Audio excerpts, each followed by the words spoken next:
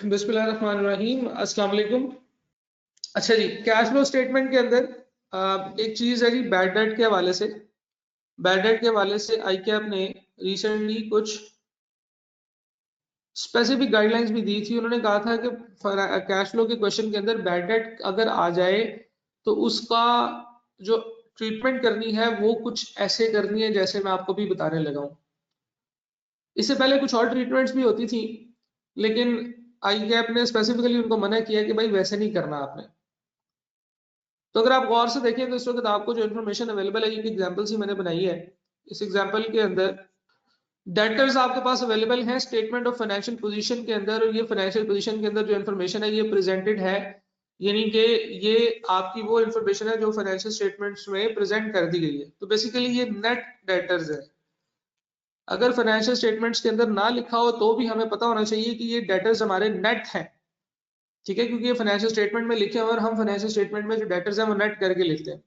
2022 की फिगर है 484 और 2021 की फिगर है 900। उसने ये बताया कि provision for bad debt is to be maintained at 12%, 2021 में थी 10%, यानी कि जो आपके पास ओपनिंग प्रोविजन है वो 10% के ऊपर मेंटेन हो रही है और क्लोजिंग प्रोविजन जो है वो 12% में मेंटेन हो रही है। फिर कुछ बैड डेट्स रिकवर बताए हैं और कुछ ये भी बताया कि ड्यूरिंग द ईयर हमने बैड डेट्स राइट ऑफ कितने किए हैं वो भी बताया हुआ है। अच्छा, ये दोनों एंट्रीज हो चुकी हैं, हमने सिर्फ इनको देखना है कि इनको हम लोग कैसे प्रेजेंट करेंगे कैश फ्लो स्टेटमेंट के अंदर। और सेल्स ड्यूरिंग द ईयर है जी 12450। तो यहाँ से हम पेमेंट रिसीव्ड फ्रॉम सप्लायर्स भी निकालेंगे, पेमेंट रिसीव्ड फ्रॉम कस्टमर्स भी निकालेंगे। देखिए, अगर डेटर्स ना हो, अगर हमारे पास क्वेश्चन में प्रोविजन है वो ना हो, तो फिर हम लोग क्या करते हैं, हम लोग टी अकाउंट बनाते हैं डेटर्स का। हम ओपनिंग लिखते हैं इस तरफ, क्लोजिंग लिखते हैं इस तरफ, और फिर उसके बाद हम लोग सेल्स लिखते हैं और हम यहां से कैश रिसीव्ड निकाल लेते हैं। ये फिगर जो है ये हमारे लिए बैलेंसिंग फिगर होती है और ये हमारी फाइनेंशियल स्टेटमेंट में जाती है। अब यहाँ पे जो डेटर्स हम लोग लिखते हैं ये और ये हमारे ग्रॉस डेटर्स होते हैं। ग्रॉस का क्या मतलब है, इसमें से प्रोविजन माइनस नहीं हुई होती, ठीक है जी। प्रोविजन हम अलग से कैलकुलेट करते हैं, ये हमारे ग्रॉस डेटर्स होते हैं, ठीक है जी। इसमें से प्रोविजन माइनस नहीं की होती, ये हमारे ग्रॉस डेटर्स होते हैं। लेकिन अगर हम क्वेश्चन में देखें और हमें प्रोविजंस भी मिली हो तो प्रोविजन जो है ये नेट डेटर्स की होती है। तो सबसे पहले अगर आपको क्वेश्चन में प्रोविजन भी दी गई है और डेटर्स भी दिए गए हैं, तो फिर आपने ये करना है कि डेटर्स को ग्रॉस अप करना है और फिर उनको टी अकाउंट्स में लिखना है, ठीक है। यानी कि आप लोग हर डेटर को उसके साल की प्रोविजन से मल्टीप्लाई करेंगे। फॉर एग्जांपल ये 484% है और इस साल की प्रोविजन है 12%। तो हम कहते हैं कि बेसिकली हमने क्या किया होगा, हमारे जो ग्रॉस डेटर्स होंगे उसमें से हमने 12% माइनस किया होगा, तो हमारे पास आया होगा 484। ग्रॉस डेटर है उसमें से 12% ग्रॉस डेटर का, let suppose gross debtor x है तो उसमें से 12% ऑफ एक्स हमने माइनस किया होगा तो 484 आया होगा। तो बेसिकली हमने एक्स को मल्टीप्लाई किया होगा 0.88 से 484, तो एक्स जो होगा वो हमारा 484 डिवाइडेड बाय 0.88, यानी कि जो हमारे ग्रॉस डेटर्स होंगे वो कितने होंगे जनाबे वाला, 484 डिवाइडेड बाय 0.88, 550 मिलियन। हम ये 550 मिलियन यहाँ पे ओपनिंग में लिखेंगे, लेकिन फिर उसके साथ हमें प्रोविजन का अकाउंट भी बना लेना चाहिए, प्रोविजन फॉर बैड डेट, जिसका ओपनिंग जो है वो हम इन दोनों का डिफरेंस लिख देंगे, क्योंकि बेसिकली तो फाइनेंशियल स्टेटमेंट में 484 है ना, जब हम 550 करेंगे तो हम कुछ बढ़ा रहे हैं, ठीक है जी। तो 484, 550 में से 484 माइनस करेंगे तो हमारे पास आंसर आता है जी 66। तो हमारी प्रोविजन का ओपनिंग बैलेंस 66 बन जाएगा। तो हमने ना सिर्फ प्रोविजन को ग्रॉस अप करके लिखना है, बल्कि जितनी फिगर हम इस अकाउंट में बढ़ा रहे हैं, हमने ना सिर्फ डेटर्स को बढ़ा के लिखना है, बल्कि जितनी अमाउंट इसमें बढ़ा रहे हैं उतने से हमने प्रोविजन का अकाउंट भी ओपन कर लेना है। सिमिलरली क्लोजिंग की बात करते हैं। तो क्लोजिंग के केस में है जी 900, सॉरी ये क्लोजिंग फिगर्स थी, हमने ओपनिंग में लिख दी है, क्लोजिंग फिगर्स हैं 550 और इधर प्रोविजन का क्लोजिंग आएगा 66। ये हमने 484 2022 की फिगर ली है ना। अब 2021 की फिगर लेते हैं। 2021 की फिगर है 900, इसको डिवाइड कर लेंगे अगर हम 0 पॉइंट प्रोविजन को माइनस करके 9 से, तो ये सीधा सीधा हमारे पास आंसर आ जाएगा। क्योंकि देखिए अल्टीमेटली हम क्या कर रहे हैं, ग्रॉस फिगर को 1 माइनस प्रोविजन की परसेंटेज से डिवाइड कर रहे हैं। तो 900 डिवाइडेड बाय 0.9 ये हम सीधा भी ऐसे भी कैलकुलेट कर सकते हैं। तो ये बनता है जी 1000। इसका मतलब है कि ओपनिंग जो है ये हमारे पास 1000 है और ओपनिंग प्रोविजन जो है वो 100 की है। ठीक है, तो बेसिकली अगर आप इस सारे फार्मूले को शॉर्ट करके लिखना चाहें तो हमारे पास जो ग्रॉस डेटर्स होते हैं, ग्रॉस डेटर्स ये इक्वल टू होते हैं net debtors divided by 1 minus provision. तो अब हमने फाइनेंशियल स्टेटमेंट के अंदर ग्रॉस और नेट को अलग अलग करके लिखना है। दूसरा, उसने ये कहा है कि भाई आपने यहाँ पे सेल्स लिखनी है 12,450 की और अब आपने अपने रिसीव निकालने हैं। प्रोविजन के अकाउंट के अंदर ये कैलकुलेशन की जाती है कि भाई प्रोविजन कितनी मेंटेन करनी है। तो प्रोविजन के बारे में बताया जाता है कि क्लोजिंग डेटर की इतनी परसेंट प्रोविजन मेंटेन करनी है, वो हमारे पास आ गई है 66। अब इसमें ओपनिंग और क्लोजिंग का जो डिफरेंस है, अगर तो वो क्रेडिट साइड पे है तो इसका मतलब है प्रोविजन में डिक्रीज आ रहा है, तो ये हम लोग प्रोविजन के अंदर प्रॉफिट के तौर पे लिखते हैं माइनस करके 100 माइनस 66, ये हमारा बनेगा जी 34। ठीक है जी, तो ये चीज हमारी प्रॉफिट में गई होगी। इसी तरह से जब हम लोग bad debt recovered, bad debt की एंट्री करते हैं तो हम क्या एंट्री करते हैं जी, बैड डेट टू डेटर्स। तो बेसिकली ये बैड डेट टू डेटर्स की 10 रुपए की एंट्री हो चुकी होगी। हम लोगों ने डेटर्स के अंदर बैड डेट के नाम से एक एंट्री रिकॉर्ड की होगी 10 रुपीज की। Same goes with bad debt recovers. Bad debt recover की जो एंट्री होती है वो आपने कैश एंट्री करनी होती है, cash debit bad debt recover account credit, ये आपकी इनकम होती है। तो जो आपकी बैड डेट रिकवर की एंट्री है वो है जनाब 30 और 30। ठीक है जी, तो बेसिकली आप बैड डेट रिकवर को डेटर्स में भी ऐड कर सकते हैं, डेटर से भी जमा करके ले जा सकते हैं और उसको कैश में भी ऐड कर सकते हैं। तो अगर गौर से देखा जाए तो इस पूरी सिनेरियो में आपका एक ये कैश फ्लो है, आपको कैश आया, उसके बाद आपका एक ये कैश फ्लो है जो आपका डेटर्स में से निकलेगा। अब वो कितना निकलता है, इस साइड को जमा करें तो 13,450 बनते हैं और 13,450 में से हम लोग जो है वो माइनस करेंगे 100,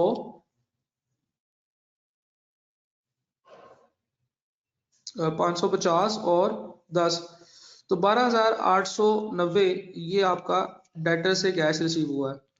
ठीक है जी, तो अब जरा गौर से देखिएगा कि हमने करना क्या है। देखिए अगर तो आप कैश फ्लो इनडायरेक्ट एक्सपेंसेस से बना रहे हैं, यानी कि हम अब इसकी करने लगे हैं एडजस्टमेंट्स इन कैश फ्लोज। आपको पता है कि जो डेटर से हम कैश रिसीव करते हैं, जो डेटर से हम कैश रिसीव करते हैं डायरेक्ट मेथड के अंदर, हम इसमें लिखेंगे कैश रिसीव फ्रॉम कस्टमर्स। इस केस में 12,890 ये भी रिसीव हुआ है और 30 ये भी रिसीव हुआ है जो कि आपके बैड डेट रिकवर हुए। तो ये दोनों आप लिखेंगे कैश रिसीव फ्रॉम कस्टमर के अंदर, तो ये आपके पास बनेगा जी 12,920। डायरेक्ट मेथड के अंदर आपने यही कैलकुलेशन करनी है, क्यों, क्योंकि आपने इसमें एडजस्टमेंट्स वगैरह कोई नहीं करनी होती, आपने सिर्फ cash receive cash flows identify करने होते हैं। लेकिन अगर आप इनडायरेक्ट मेथड से कैलकुलेशंस कर रहे होंगे तो इनडायरेक्ट मेथड के अंदर जो फॉर्मूला है या जो हमारा जो वर्किंग मेथड है वो ये होता है कि हम प्रॉफिट पकड़ते हैं whatever the profit is, for example 435000 43,500 का, ये मैं एग्जांपल के तौर पर प्रॉफिट ले रहा हूँ, ठीक है। क्वेश्चन में नहीं दिया हुआ, मैं आपको एग्जांपल के तौर पर समझा रहा हूँ।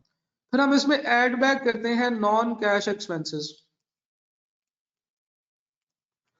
आपको पता है कि हम इसमें नॉन कैश एक्सपेंसेस ऐड करते हैं profit from operating activities calculate करते हुए, cash flows from operating activities calculate करते हुए। तो जो नॉन कैश एक्सपेंसेस हैं इसके अंदर हम लोग ऐड बैक करेंगे प्रोविजन। अच्छा, प्रोविजन ऐड बैक करनी है तब जब प्रोविजन इंक्रीज हो रही हो। अब ये प्रोविजन डिक्रीज हो रही है तो प्रोविजन की इनकम आई हुई है, हमने इसको इनकम के तौर पर रिकॉर्ड किया होगा। तो बेसिकली हमने प्रोविजन यहां से लेस करनी है 34। नॉर्मली प्रोविजन हम ऐड बैक करते हैं क्योंकि वो एक्सपेंस के तौर पर रिकॉर्ड हुआ होता है। आपको पता है ना, हम लोगों ने प्रोविजन के अंदर पढ़ा था इंक्रीज इन प्रोविजन। अगर प्रोविजन में इंक्रीज हो जाए तो वो हमारा एक्सपेंस होती है, लेकिन अगर प्रोविजन में डिक्रीज हो जाए तो वो हमारा इनकम होती है। तो यहाँ पे प्रोविजन में डिक्रीज हो रहा है, क्रेडिट साइड पे आ रहा है ना। इंक्रीज हो रहा होगा तो प्रोविजन का जो बैलेंसिंग फिगर है वो डेबिट साइड पे आएगी, डिक्रीज हो रहा होगा तो प्रोविजन जो है वो क्रेडिट साइड पे आएगी, इसका जो बैलेंसिंग फिगर है BF stands for balancing figure. तो इस केस में इंक्रीज हो रहा है, इस केस में प्रोविजन डिक्रीज हो रही है, इनकम थी प्रॉफिट में ऐड हुई होगी, इस प्रॉफिट में वो ऐड होगी तो हमने माइनस कर दी प्रोविजन। इसी तरह से जो हमारा बैड डेट्स होते हैं ये हमारे नॉन कैश एक्सपेंसेस होते हैं।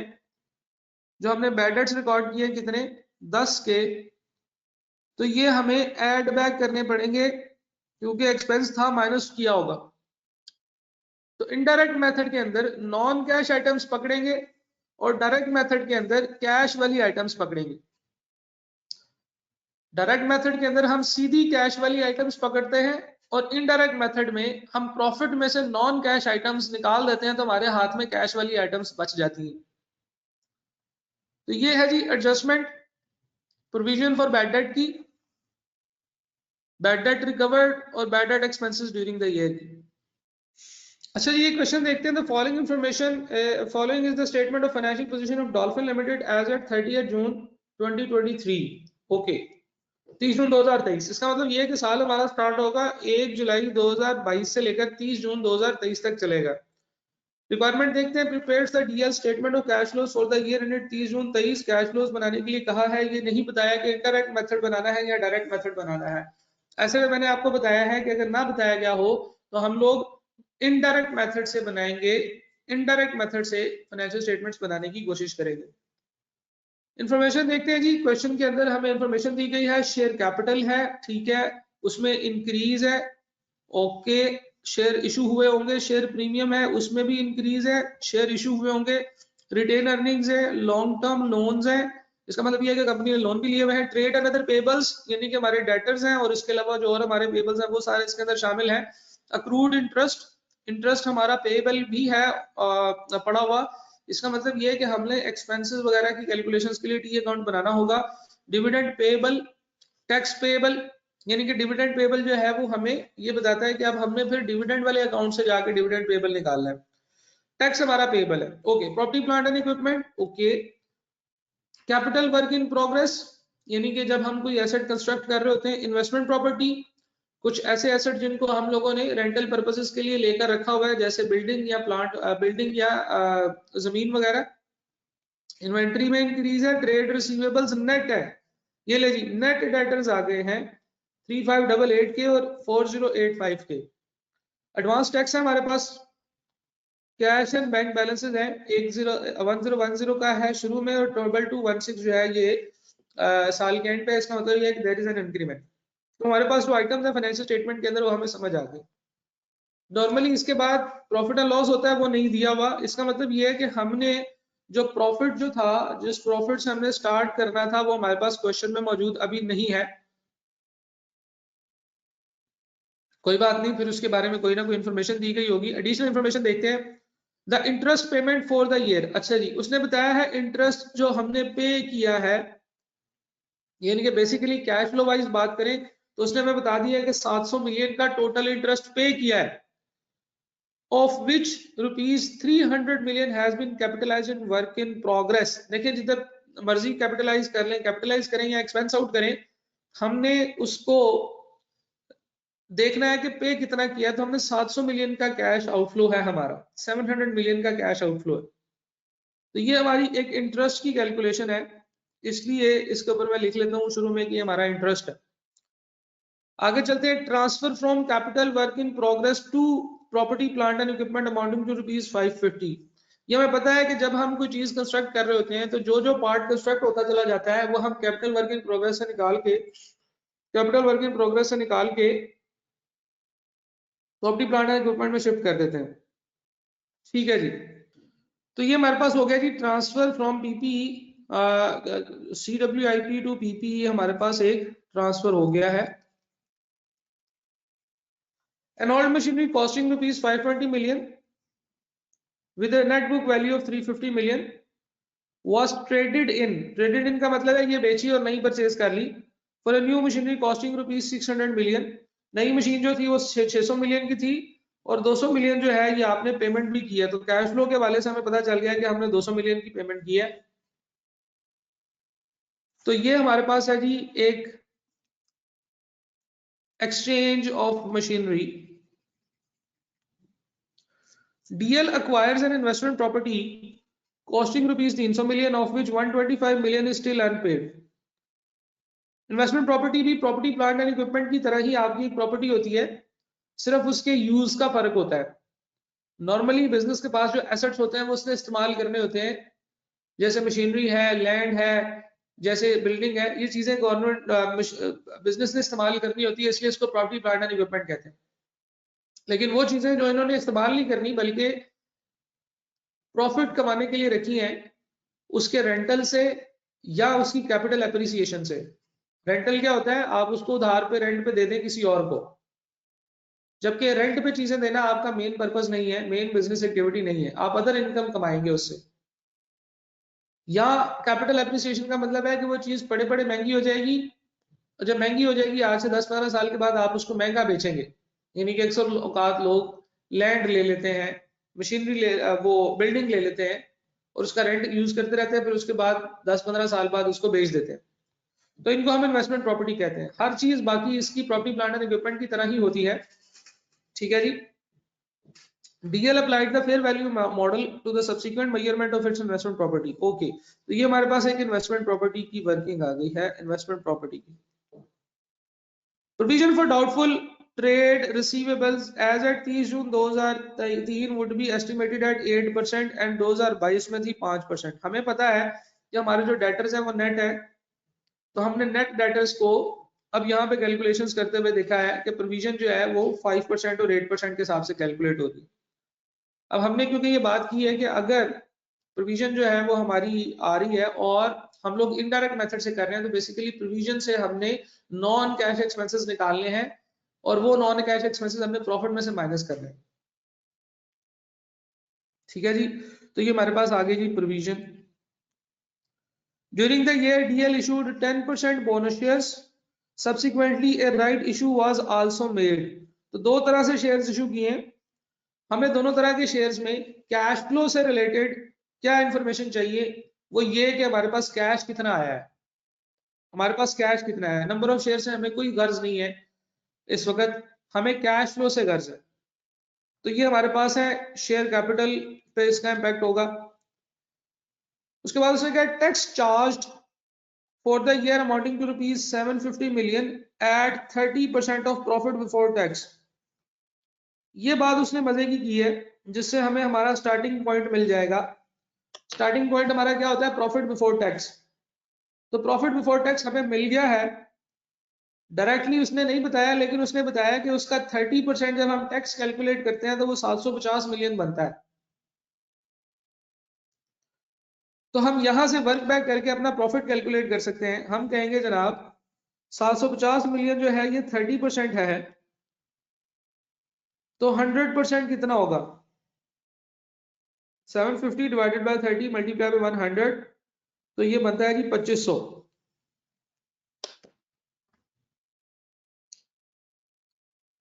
तो तो 2500 है आपका प्रॉफिट बिफोर टैक्स, जहां से आपने स्टार्ट करना है। तो क्वेश्चन के अंदर प्रॉफिट बिफोर टैक्स उसने लाजमी देना है अगर वो हमसे इनडायरेक्ट मेथड के थ्रू कैलकुलेशन करना चाहता है।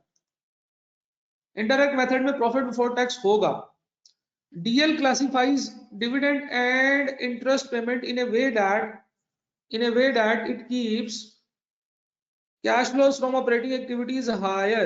देखिए आप लोगों ने बात की थी, मैंने आपको बताया था कि स्टैंडर्ड जो है इंटरेस्ट और डिविडेंड के हवाले से आपको दो क्लासिफिकेशंस करने की इजाजत देता है। देखिए इंटरेस्ट क्या होता है, आपने लोन लिया और लोन के ऊपर पेमेंट की। तो हमने कहा था कि जो लोन लेना होता है वो फाइनेंसिंग एक्टिविटी होता है, तो लोन के ऊपर जो इंटरेस्ट पे करना होता है वो भी फाइनेंसिंग एक्टिविटीज में जाना चाहिए। लेकिन हमने जब फॉर्मेट देखा था तो हमने बात की थी कि ये जब हम cash flows from working capital changes minus कर लेते हैं तो हमारे पास आ जाता है कैश फ्लोज फ्रॉम ऑपरेशंस, उसके नीचे से हम इंटरेस्ट माइनस करते थे, इंटरेस्ट पेड। वो इसलिए कि हमारे कैश फ्लोज फ्रॉम ऑपरेशंस जो है cash flows from operating activities adjust हो जाए। तो उन्होंने ये कहा है, इस लाइन से ये बात साबित होती है कि भाई वो इंटरेस्ट पेड जो है उसको cash flows from operating activities में नहीं लेते, उसको cash flows from financing activities में लेते हैं। सिमिलरली डिविडेंड्स के वाले से हमने बात की थी कि डिविडेंड भी एक ऐसी आइटम होती है जिसकी स्टैंडर्ड डुअल प्रेजेंटेशन अलाउ करता है। शायद आप लोग शॉर्ट टर्म मेमोरी का शिकार ना हो जाएं, इसलिए मैं आपको यहां से बता देता हूं कि मैंने ये बात की थी। मैंने ये कहा था कि ये आइटम जो है ये एक से ज्यादा जगहों पे क्लासिफाई की जा सकती है, ये हमारी मर्जी है। और हम लोग जो है वो नॉर्मली इसको cash flows from operating activities के अंदर ही प्रेजेंट करते हैं। उसकी रीजन ये है कि हमें ये यहाँ पे ज्यादा अच्छे लगते हैं। टैक्सेशन पेड और इंटरेस्ट है, शायद इस जगह पे हमने ये बात की थी। Cash flows from operating activities के अंदर ये टैक्स पेड, डिविडेंड और इंटरेस्ट जो पेड होता है ये हम लोग cash flows from operating activities में प्रेजेंट करते हैं, या हम उसको रिलेवेंट जगहों पे भी प्रेजेंट कर सकते हैं। देखें तो हम लोग जो है ये डिविडेंड और इंटरेस्ट ये हम लोग cash flows from operating activities में प्रेजेंट नहीं करेंगे, बल्कि ये हम कैश फ्लोज फ्रॉम, जो डिविडेंड है वो हमारी फाइनेंसिंग एक्टिविटी होती है, तो हम उसे डिविडेंड को और इंटरेस्ट को, इन दोनों को हम cash flows from financing activities में प्रेजेंट करेंगे। ठीक है जी। अब सवाल ये है कि कैश फ्लोज हमने बनानी है, डायरेक्ट इनडायरेक्ट मेथड से बनाएंगे, और इनडायरेक्ट मेथड से बनाते हुए हम लोग स्टार्ट करेंगे प्रॉफिट बिफोर टैक्स से। ठीक है, और ये जो आइटम हमारे पास नीचे मौजूद है, अगर हम इनकी एडजस्टमेंट्स लेते जाएंगे तो हमारे पास आंसर आता जाएगा। मजे की बात ये है कि अगर हम नीचे वाली एडिशनल इंफॉर्मेशन को इग्नोर कर दें और हम सिर्फ ये वाली जो तमाम आइटम्स है हमारे पास, इन सब के ओपनिंग और क्लोजिंग का डिफरेंस प्लेस कर दें, तो हमारे पास हमारा जो फाइनेंशियल स्टेटमेंट है, हमारी जो कैश फ्लो है वो टैली हो जाती है। ठीक है, जिसे हम डायरेक्ट मेथड कहते हैं। तो हमने बस ये ध्यान रखना है कि हमने जो भी इंफॉर्मेशन, जो भी कैश फ्लोज वगैरह एडजस्ट करनी है, कहीं ना कहीं उसका दूसरा इंपैक्ट कहीं ना कहीं ऐड कर लेना है, तो इंशाल्लाह हमारी कैश फ्लो जो है वो टैली हो जाएगी। ठीक है जी, तो वन बाय वन चलते हैं। हम कहते हैं जनाब dolphin limited cash flows, statement of cash flows भी हम इसे कह सकते हैं, और इसके बाद हम लोग कहते हैं for the year ended 30 June 2023। ठीक है, तो हम लोग स्टार्ट करेंगे जी। कैसे स्टार्ट करेंगे? हम लोग स्टार्ट करेंगे cash flows from operating activities से। Cash flows from operating activities है, हम इनडायरेक्ट मेथड से कैलकुलेशंस कर रहे हैं, तो हम सबसे पहले लिखेंगे इसमें क्या, profit before tax. Profit before tax की कैलकुलेशन इजी है। 750 मिलियन का हमने प्रॉफिट दिया है, डिवाइडेड बाय 30%, मल्टीप्लाई बाय 100%, ये खुद ही हो जाएगा, 100 का मतलब 1 होता है, तो ये हमारे पास आ जाएगा जी 2500 रुपीज इन मिलियंस। 2500 मिलियन का हमारे पास प्रॉफिट बिफोर टैक्स है। अच्छा, इसके बाद हम लोगों ने इसमें नॉन कैश आइटम्स की एडजस्टमेंट्स करनी होती है। Adjustment for non cash items. अगर आपको क्वेश्चन पढ़ा हो आपने तो आपको याद होगा कि नॉन कैश आइटम्स हमारे पास क्या क्या थी। एक नॉन कैश आइटम होती है हमेशा इंटरेस्ट एक्सपेंस। ठीक है, हमें पता है कि इस 2500 के अंदर इंटरेस्ट एक्सपेंस शामिल होगा, इंटरेस्ट माइनस हुआ होगा क्योंकि ये प्रॉफिट बिफोर टैक्स है। तो सबसे पहले हम ऐड करेंगे इंटरेस्ट एक्सपेंस, क्योंकि हम लोग पॉइंट बाय पॉइंट चलेंगे जो नीचे उसने दिया हुआ है और उसमें से हम रेलिवेंट इंफॉर्मेशन एक्सट्रैक्ट करेंगे।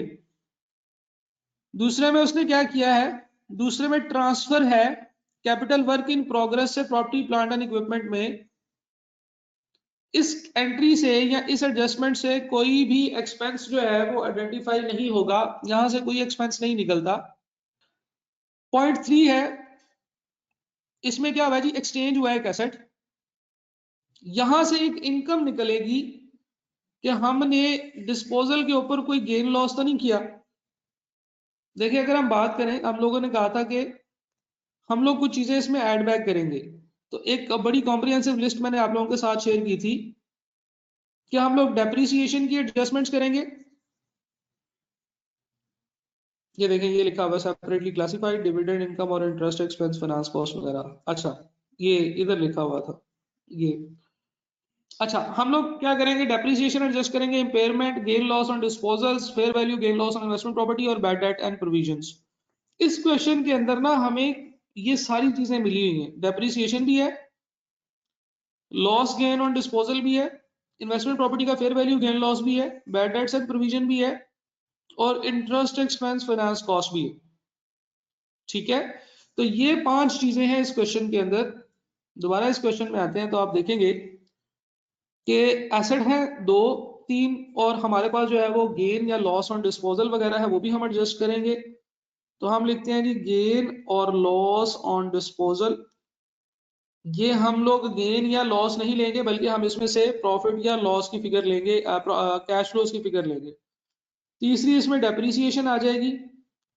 चौथा इसमें प्रोविजंस आ जाएंगी, बैड डेट की प्रोविजन वो भी तो हमने कैलकुलेट करनी है। तो हम प्रॉफिट के अंदर ये चीजें एडजस्ट करेंगे। The provision for doubtful trade receivable was this and this. तो हमारे पास प्रॉफिट के अंदर बेसिकली ये 4-5 चीजें आएंगी जो कि हम लोगों ने एडजस्ट करनी है। इन्वेस्टमेंट प्रॉपर्टी का गेन लॉस भी आएगा, इन्वेस्टमेंट प्रॉपर्टी का गेन और लॉस, ये सारी चीजें आएंगी। तो basically adjustment for non cash items में हमारे पास ये 4-5 आइटम्स आती है, कुछ और भी होंगी वो हम देखेंगे, लेकिन उसके लिए हमें क्या करना होगा, हमें इन सारी एडजस्टमेंट्स को अपने टी अकाउंट्स में प्लेस करना होगा। तो जिस जिस एडजस्टमेंट, जो जो एडजस्टमेंट हो रही है, जो जो बात हो रही है, उसका हमें टी अकाउंट बनाना होगा ताकि हमें पता चले कि टी अकाउंट में मूवमेंट क्या हो रही है और रेलेवेंट एक्सपेंस क्या रिकॉर्ड हो रहा है, वो एक्सपेंस हम यहाँ पे ऐड बैक करेंगे और जो रेलिवेंट कैश फ्लो है वो क्या हो रहा है वो हम यहाँ से लेस करेंगे। अच्छा, तो सबसे पहले उसने कहा है इंटरेस्ट पेमेंट। इंटरेस्ट की जो पेमेंट हुई है वो हुई है 700 मिलियन की, लेकिन आपको पता है कि इंटरेस्ट जो है वो तो आपका कैलकुलेट करके एक्सपेंस जो है वो on the basis of loan की अमाउंट जो है वो रिकॉर्ड किया जाता है। तो बेसिकली अगर आप इंटरेस्ट के टी अकाउंट्स बनाएं, अक्रूड इंटरेस्ट का एक टी अकाउंट आप लोगों के पास होगा, तो इंटरेस्ट का अकाउंट अक्रूड है तो लाइबिलिटी साइड पे होगा, ओपनिंग इसका 195 और क्लोजिंग जो है इसका 140। इसने क्वेश्चन में सीधा कैश फ्लो बताया हुआ है कि ये इतना 700 मिलियन पे किया है। तो हम लोग कहते हैं कि जो हमने पे किया है वो आएगा नॉर्मली टी अकाउंट के अंदर से हमें एक्सपेंस दिया गया होता है, फाइनेंशियल स्टेटमेंट में से हम एक्सपेंस निकाल लेते हैं, हमारी जो प्रॉफिट एंड लॉस स्टेटमेंट होती है उसमें से एक्सपेंस निकाल लेते हैं और हम इसकी अक्रूड की डेबिट साइड पे लिखते हैं। लेकिन इस दफा एक्सपेंस नहीं दिया हुआ, उसने पेड बताया हुआ 700, तो हम एक्सपेंस फॉर दैट ईयर निकालेंगे। क्यों निकालेंगे? क्योंकि हमने यहाँ पे ऐड बैक करना है, इंटरेस्ट ऐड बैक करना है। तो बेसिकली अगर आप एक्सपेंस की बात करें तो 195 का आपका ओपनिंग है, एक्सपेंस आपको पता नहीं है, 140 का आपका क्लोजिंग है। तो आप लोगों ने जो एक्सपेंस रिकॉर्ड किया होगा वो यहां से वर्क बैक करके निकाला जा सकता है। लेकिन इसमें एक और चीज भी है, आपने 300 मिलियन का एक्सपेंस जो है वो कैपिटलाइज किया है। तो कैपिटलाइज जो किया है कैपिटलाइज करने से क्या मुराद है, CWIP में आप ले गए हैं 300 मिलियन।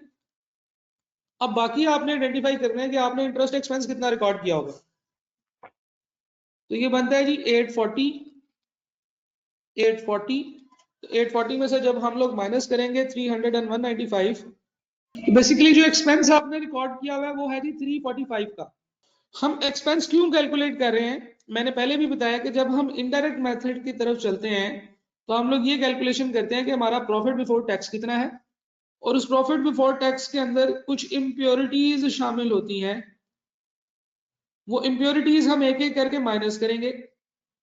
तो हमारे पास सबसे पहले जो इम्प्योरिटी आती है वो आती है इंटरेस्ट एक्सपेंस की, पॉइंट 1 से, कि हमारे पास इंटरेस्ट एक्सपेंस है। लेकिन इंटरेस्ट एक्सपेंस में उसने हमें क्वेश्चन के अंदर जो फिगर बता दी है वो है कि पे कितना किया है, तो 700 का पे किया है। जब हम अपने पास एक्सपेंसेस रिकॉर्ड करेंगे तो हम पेमेंट के अंदर 700 ही लिखेंगे कैश फ्लो के अंदर, लेकिन अभी हम क्योंकि प्रॉफिट से चल रहे हैं तो प्रॉफिट में 345 वापस ऐड करना होगा, क्योंकि ये हमने प्रॉफिट में से माइनस किया हुआ था। ये जो 2500 का प्रॉफिट हमने निकाला है इसमें 345 का एक्सपेंस माइनस किया हुआ था, ये हम ऐड बैक करेंगे। तो इंटरेस्ट एक्सपेंस जो है वो 345 का ऐड बैक होगा। Cash flows from operating activities calculate कर रहे हैं, तो वो सारे एक्सपेंसेस जो कि हमने वैसे रिकॉर्ड किए हैं वो ऐड बैक हो जाएंगे, और नीचे फिर हम उनका एक्सपेंस वगैरह जो है वो रिकॉर्ड कर लेंगे। CWIP से PP में ट्रांसफर है, तो अब हम CWIP और PP के अकाउंट भी बना लेते हैं। ये अकाउंट्स भी हमारे लिए इंटरेस्टिंग हो गए, क्योंकि यहाँ से हमने डेप्रिसिएशन भी निकालनी है और यहाँ से हमने डिस्पोजल की वर्किंग्स भी निकालनी है। तो ये हमारे पास इससे रेलिवेंट 3 अकाउंट्स बनेंगे। सबसे पहले PP का अकाउंट है जी property plant and equipment. Opening balance इसका कितना आ रहा है जी, ओपनिंग बैलेंस है 14,300। क्लोजिंग बैलेंस इसका कितना है जी 13,835। ठीक है जी 13,835। जहां तक CWIP की बात है, CWIP आपका ओपनिंग 2500 है,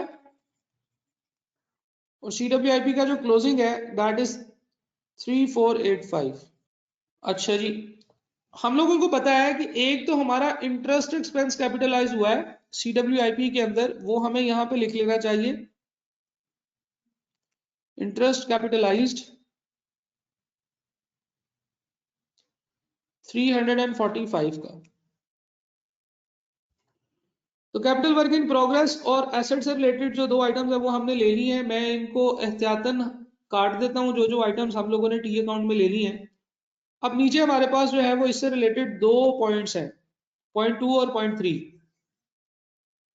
पॉइंट 2 जो है वो कहता है कि कैपिटल वर्क इन प्रोग्रेस से ट्रांसफर हुआ है प्रॉपर्टी प्लांट एंड इक्विपमेंट में 550 मिलियन। तो कैपिटल वर्क इन प्रोग्रेस से प्रॉपर्टी प्लांट एंड इक्विपमेंट में 550 मिलियन हम ट्रांसफर कर देंगे। CWIP में से 550 million property plant and equipment को आया है।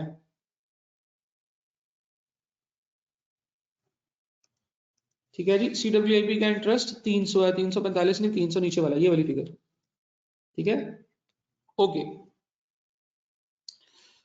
एक तो ट्रांसफर कर दिया हमने, दूसरा ये 300 का रिकॉर्डिंग कर दी जो CWIP की रिकॉर्डिंग है। तीसरा ये है कि क्या हुआ कि an old machinery costing rupees 520 million with a book value of 350 million was traded in, यानी कि ट्रेडेड इन का क्या मतलब होता है, बेच दी और नई वाली ले ली, for new machinery costing rupees 600 million. ठीक है जी, तो यहां पे हम लोग करेंगे डिस्पोजल का अकाउंट बनाएंगे। एक मशीन जो कि 520 मिलियन की आई थी, लेकिन हमारी बुक्स में उसकी वैल्यू 520 मिलियन है। इस वक्त ये जो हमारा PPE का अकाउंट है यही सिर्फ उसने दिया हुआ है, उसने हमें एक्यूमुलेटेड डेप्रिसिएशन का अकाउंट अलग से नहीं दिया। इसका मतलब ये है कि ये जो 14,300 है ये नेट बुक वैल्यू है। PPE का जो अकाउंट है वो नेट बुक वैल्यू पे मेंटेन हो रहा है। तो अब हम उसमें से कोई डिस्पोजल करेंगे तो हम नेट बुक वैल्यू 35,350 लेंगे, ना के 520। 520 तो उसकी कॉस्ट है। उसने कहा कि नेट बुक वैल्यू 350 है, which is traded for a machinery costing rupees 600 million. जो मशीन गई हम इसके लिए लिखेंगे ओल्ड मशीनरी 350 मिलियन और डिस्पोजल के अंदर आ जाएगा ओल्ड मशीनरी 350 मिलियन का। न्यू मशीनरी जो आई है वो 600 मिलियन की आई है, तो न्यू मशीनरी जो है वो हम लोग 600 मिलियन की यहाँ पे ऐड कर देंगे और न्यू मशीनरी हम 600 मिलियन की यहाँ पे ऐड कर देंगे। डिस्पोजल अकाउंट में चला गया ना, डिस्पोजल अकाउंट में न्यू मशीनरी के नाम से हमने 600 मिलियन लिख दिया। उसके बाद क्या हुआ, हमने कुछ कैश भी पे किया है, एडिशनल कैश पे किया है, तो हमने एक तो ओल्ड मशीनरी दी है और कुछ एडिशनल कैश पे किया है। अब जरा अगर हम इन दोनों अकाउंट्स को टैली करें, एसेट से रिलेटेड हमारे पास और कोई इंफॉर्मेशन नहीं है, ये दो पॉइंट्स थे। तो सबसे पहले हम लोग बात करते हैं डिस्पोजल के अकाउंट की। तो डिस्पोजल के अकाउंट में 350 का एसेट दिया और 200 रुपए दिए, तो टोटल आपने 550 दिए और 600 का आपके पास एसेट आ गया। इसका मतलब यह है कि आपको कुछ गेन हुआ है। या याद करने की घर से मैंने कहा हुआ था कि अगर डिफरेंस क्रेडिट साइड पे आए, डेबिट साइड पे आए, तो वो गेन होता है। तो हमारे पास इस तरह से टोटल गेन हुआ जी 50 मिलियन का। तो डिस्पोजल का अकाउंट जो है वो टैली हो गया। अब ये वाला जो गेन है ये हमने ऐड बैक करना है, क्यों? क्योंकि ये हमारा नॉन कैश गेन है। गेन ऑन डिस्पोजल हम लोग एडजस्ट करेंगे और ये जो हमारी कैश वाली आइटम है, ये वाली आइटम जो है ये हम लोग फिर अपने कैश फ्लोज में लिखेंगे कि हमारा एसेट्स के अंदर जो इंक्रीज हुआ है वो 200 मिलियन का हुआ। ठीक है जी। अच्छा, दूसरी चीज हम लोग एसेट्स की बात करते हैं। एसेट के अकाउंट में अगर आप गौर से देखें तो अब हमने उसको टैली करना है, तो ये बनेगा जी 13,835 प्लस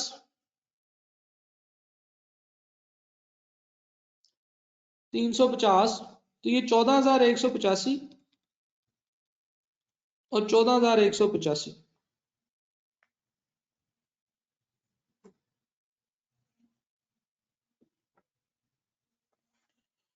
माइनस करते हैं जी 14,300 ओपनिंग,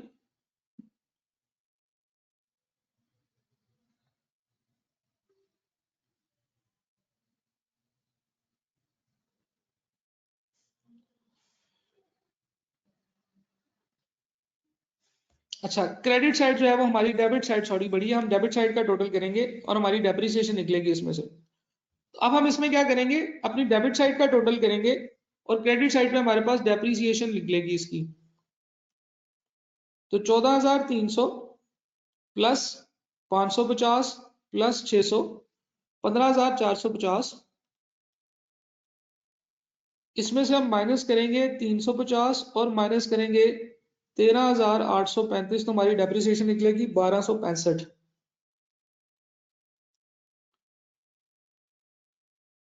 तो ये भी एक हमारा नॉन कैश एक्सपेंस है जिसे हम ऐड बैक करेंगे। और CWIP के अकाउंट से भी हमें कुछ मिलेगा। CWIP के अकाउंट में हम देखते हैं दोनों में से कौन सी साइड बड़ी है, हमारी क्लोजिंग साइड बड़ी है, क्रेडिट साइड। तो इसका मतलब ये है कि हम कहेंगे कि 3,485 प्लस 550 माइनस 2,500 माइनस 300, तो हमारे पास 1,235 का डेबिट साइड पे इंक्रीज आएगा। अब डेफिनेटली ये हमारे पास एडिशंस हैं, एडिशंस हैं CWIP में। ठीक है जी। तो CWIP के अकाउंट से हमारे पास जो आंसर आए हैं वो आए हैं जनाब 550 जमा 3,485 4035 और 4035। ठीक है जी। अच्छा, अब CWIP के अकाउंट में अगर देखा जाए तो ये जो इंटरेस्ट पे किया है ये आपने कैश में पे किया है। ठीक है जी। और ये जो दूसरा है addition in capital work in progress 1235, ये आपका कैश का एडिशन है वर्क इन प्रोग्रेस। तो अगर आपने टोटल इंटरेस्ट पेमेंट देखनी है तो 400 की इंटरेस्ट पेमेंट जो है 300 की जो इंटरेस्ट पेमेंट है वो आपने कैपिटल वर्क इन प्रोग्रेस में करनी है और 400 का इंटरेस्ट जो पे किया है आपने वो आपने इंटरेस्ट एक्सपेंस में पे करना है। ठीक हो गया जी।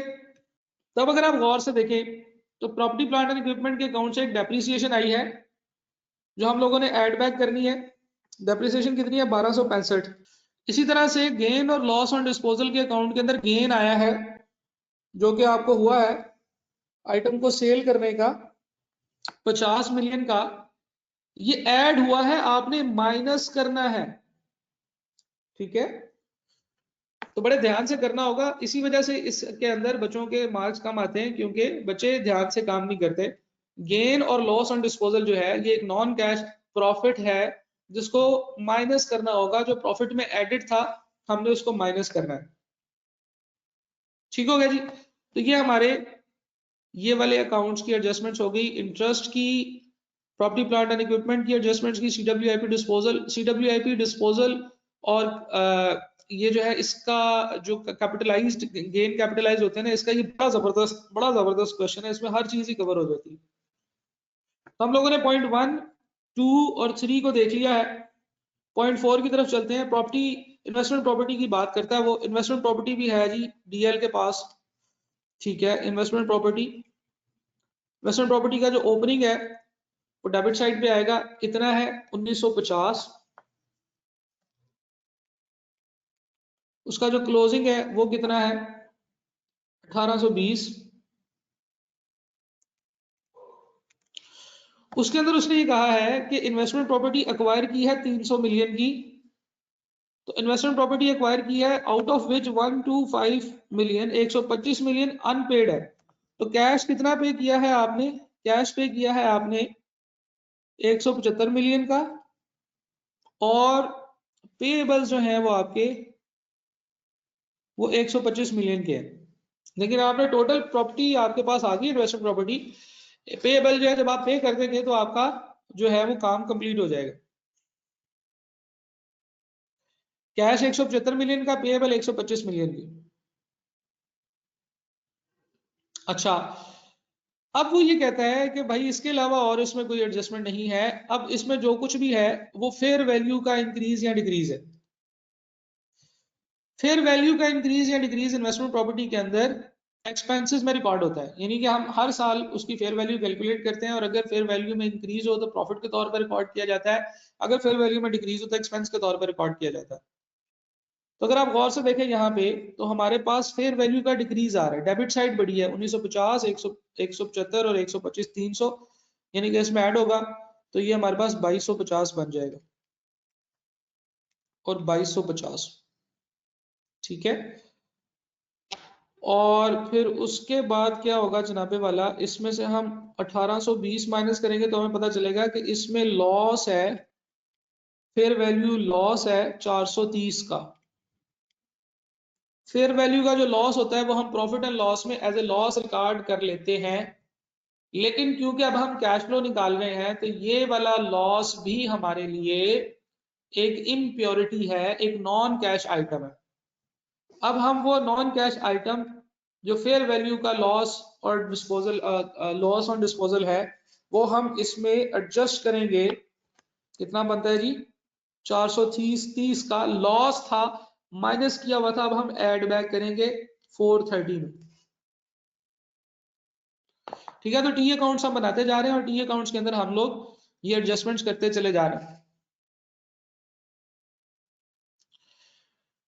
अब आ जाते हैं हम सेकेंड लास्ट एडजस्टमेंट नंबर 5 की तरफ, विच इज के provision for doubtful debt 30 June 2023 के ऊपर बनी है 8% और पिछले साल थी 5%। इसका मतलब यह है कि हमारे ये जो डेटर्स के अकाउंट्स हैं, ये वाले डेटर्स के अकाउंट जो हैं ये नेट बने हुए हैं। क्या बने हुए हैं? नेट किया हुआ है हमने इनको। तो जब नेट किया हुआ है तो फिर हमें इनकी ग्रॉस फिगर फाइंड आउट करनी है। तो अगर हम लोग डेटर्स की बात करें तो डेटर्स का अकाउंट बना लेते हैं। डेटर्स का अकाउंट जो है वो हमें वैसे ऐसा तो बनाने की जरूरत नहीं है क्योंकि हम लोग इनडायरेक्ट अकाउंट नहीं बना रहे, हम लोग डायरेक्ट मेथड से नहीं बना रहे, हम इनडायरेक्ट मेथड से बना रहे हैं। तो हमें डेटर्स का सिर्फ ओपनिंग और क्लोजिंग चाहिए होता है। तो डेटर्स का ओपनिंग और क्लोजिंग जो है वो हमारे पास मौजूद है। डेटर्स हैं, ट्रेड रिसीवेबल्स नेट है 4085 और 3588 के। तो हम यहाँ से प्रोविजन का अकाउंट बना सकते हैं। प्रोविजन का अकाउंट तो कम से कम हमें बनाना पड़ेगा। प्रोविजन का ओपनिंग जो है वो आएगा ओपनिंग बैलेंस से। प्रोविजन का ओपनिंग है ट्रेड रिसीवेबल 4085, इसको डिवाइड करना है 1 माइनस ओपनिंग प्रोविजन के साथ, तो इसको 0.95 से डिवाइड करना होगा। 4085 डिवाइडेड बाय 0.95, तो आपका जो प्रोविजन है इसका ओपनिंग बैलेंस कितना आता है जी,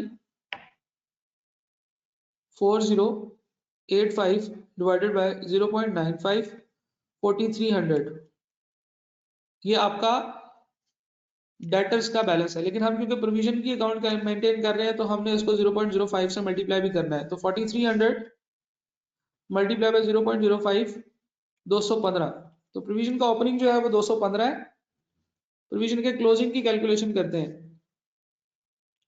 प्रोविजन के क्लोजिंग में हम लोग क्लोजिंग डेटर्स लेंगे जो कि है 3588। इसको डिवाइड करेंगे प्रोविजन की परसेंटेज के साथ जो इस साल हम लोग मेंटेन कर रहे हैं, जो कि उसने बताया है कि 8% है। तो 1 माइनस प्रोविजन 0.92 और मल्टीप्लाई करेंगे 0.08 के साथ, तो हमारे पास क्लोजिंग प्रोविजन आ जाएगी 3588 divided by 0.92 multiply by 0.08, 312। Opening provision आपकी 215 है, क्लोजिंग 312 है। इसमें ना तो कोई मजीद बैड डेट्स है और ना ही कोई बैड डेट रिकवर्ड है। ओपनिंग और क्लोजिंग का डिफरेंस अगर हम देखेंगे तो वो आएगा हमारे पास डेबिट साइड पे प्रोविजन इंक्रीज हो रही है। ओपनिंग प्रोविजन 215 थी, क्लोजिंग 312 है। तो प्रोविजन जो है फॉर द ईयर यानी कि expense for the year,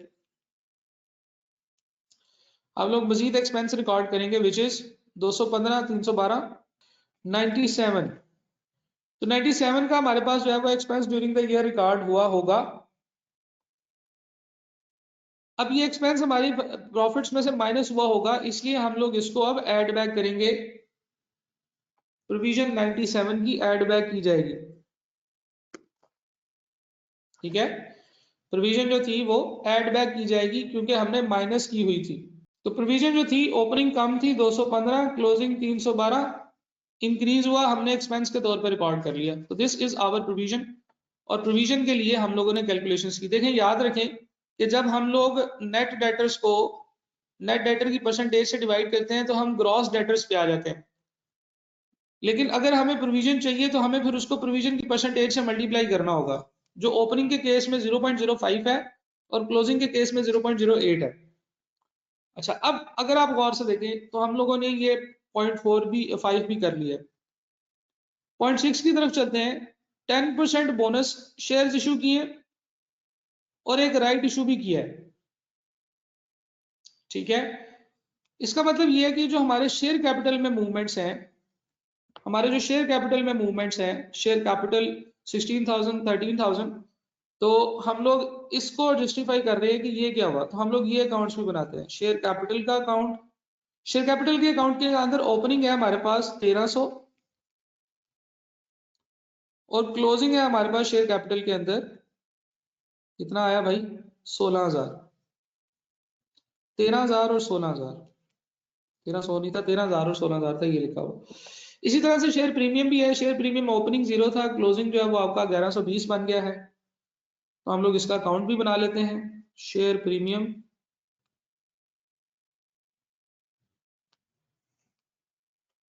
opening 0 था और क्लोजिंग जो है वो 1120 आ गया है। तो इसका मतलब यह है कि हमने कुछ शेयर प्रीमियम भी कलेक्ट किया है। वाह जी वाह, यानी कि शेयर जो इशू किए हैं उनके ऊपर हमने इंटरेस्ट भी चार्ज, वो प्रीमियम भी चार्ज किया है। और रिटेन अर्निंग का अकाउंट भी बना लेते हैं। रिटेन अर्निंग का अकाउंट भी हमारे लिए बेनिफिशियल होगा। यहाँ पे हमने रिटेन अर्निंग का अकाउंट मेंटेन करना है। रिटेन अर्निंग का अकाउंट क्या कहता है जी, रिटेन अर्निंग कहते हैं कि 10800 और 10150। रिटेन अर्निंग का ओपनिंग 10800 और रिटेन अर्निंग का जो क्लोजिंग है वो हमारे पास आएगा 10150। अच्छा जी, तो शेयर इशू जब आप करने लगे हैं तो आप क्या करेंगे, during the year 10% bonus share issue किए हैं। तो बोनस शेयर इशू करने की एंट्री क्या होती है? बोनस शेयर्स,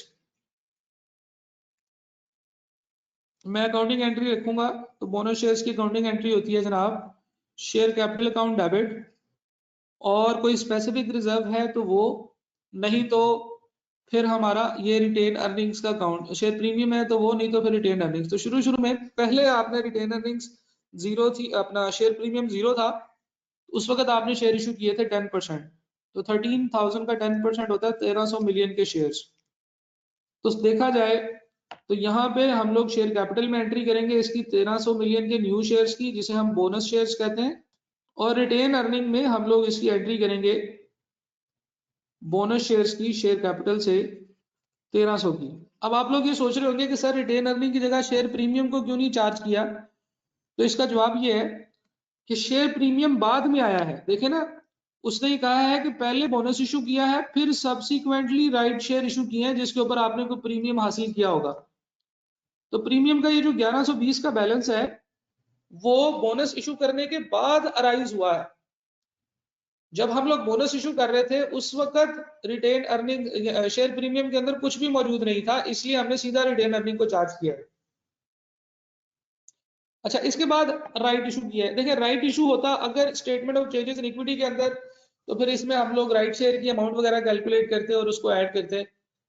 अगर राइट शेयर हमारा ईपीएस के अंदर आता तो उस वक्त हम ईपीएस में सोचते हैं कि हमने इसके weighted average number of shares कैसे कैलकुलेट करने हैं, हमने इसमें वो एक्स राइट प्राइस और किस तरीके से हम लोगों ने चेंज फैक्टर कैलकुलेट करना है, वो सारी चीजें उस टॉपिक की हैं।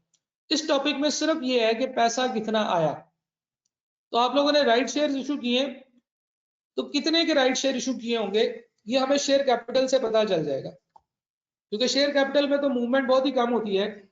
तो शेयर कैपिटल के अंदर जो राइट शेयर इशू किए हैं आपने, वो आपने कितने किए हैं? 16,000 आपका क्लोजिंग है, 16,000 आपका इसमें क्लोजिंग है।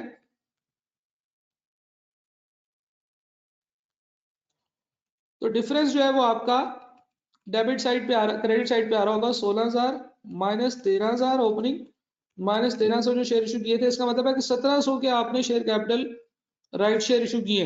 तो ये जो राइट शेयर है ये आपने कैश से इशू किए होंगे, कैश आपको आया होगा।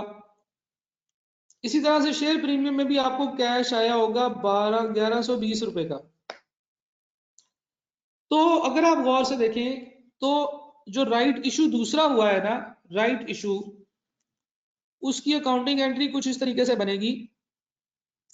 बैंक अकाउंट डेबिट, आपको पता है राइट में आपको पैसे मिलते हैं, राइट शेयर में आप अपने करंट शेयर होल्डर्स को सस्ते में शेयर्स बेचते हैं लेकिन फिर भी आपको पैसे मिलते हैं। शेयर कैपिटल और शेयर प्रीमियम, शेयर कैपिटल आपका जो डेबिट हुआ है वो इस वक्त 1700 से डेबिट हुआ है। शेयर प्रीमियम जो आजकल डेबिट हुआ फिरता है वो 1120 से डेबिट हुआ फिरता है। इसका मतलब यह है कि जो आपने जो इस दफा नए शेयर इशू किए हैं वो 1700 प्लस 1120 यानी कि 2820 रुपए के इशू किए हैं। तो ये याद रखिएगा कि ये हमारा कैश फ्लो है शेयर इशू के लिए 2820 का। तो ये भी हमने लिख लिया।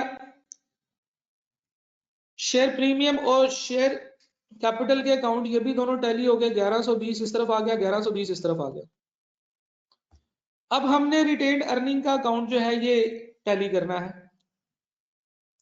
रिटेन अर्निंग के अकाउंट में आप देखिए कि हमारे पास ओपनिंग आ रहा है 10,800 और इसमें हम ऐड करते होते हैं profit for the year, profit after tax. Profit after tax है हमारे पास? हाँ जी बिल्कुल है। हमने प्रॉफिट बिफोर टैक्स निकाला था 2500 का और प्रॉफिट आफ्टर टैक्स जो है वो 750 था, ये इसने हमें बताया। मतलब टैक्स जो है वो 750 है।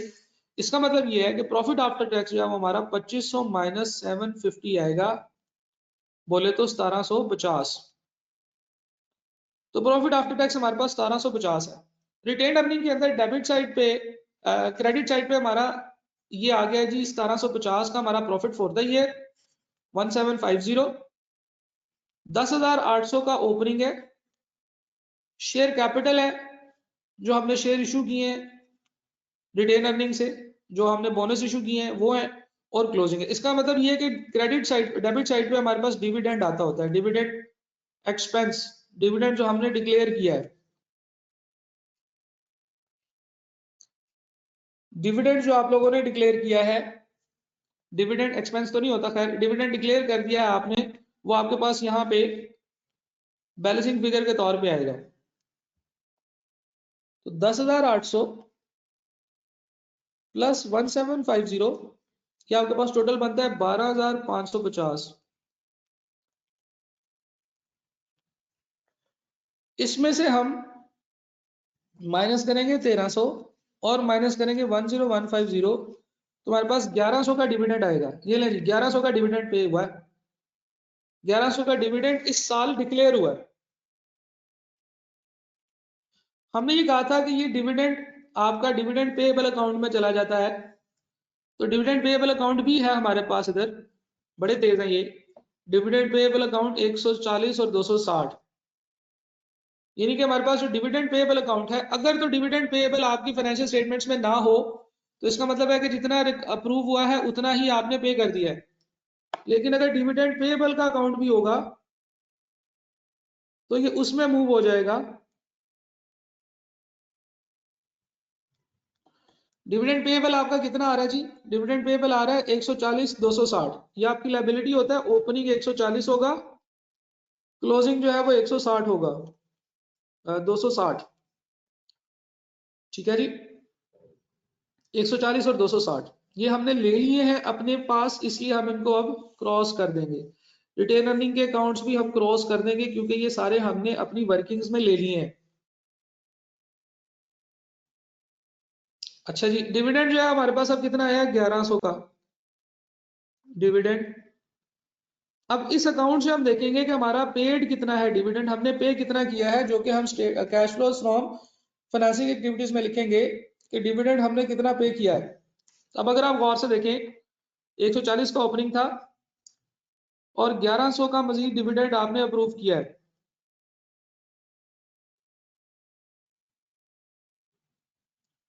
बारह सौ चालीस,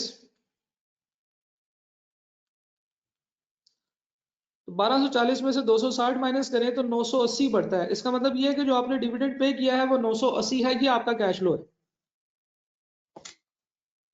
तो मैं ये समझता हूं कि ये बहुत ही जबरदस्त क्वेश्चन है, इसकी कम से कम 5 दफा आप लोगों ने प्रैक्टिस करनी है इस क्वेश्चन की, और इसी तरीके से टी अकाउंट को रट्टा नहीं मारना, पॉइंट्स पढ़ते जाने हैं, इंफॉर्मेशन प्लेस करते जाना है और इंफॉर्मेशन से इंफॉर्मेशन निकालते जाना है।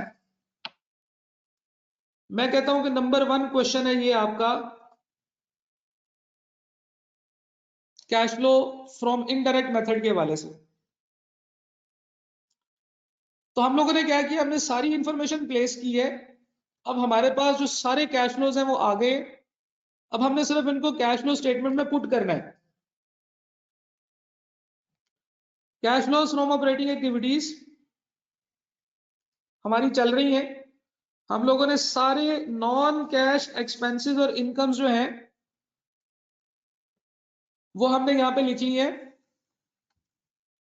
अब हम इसको टोटल करते हैं जी, हम कहते हैं जी 2500,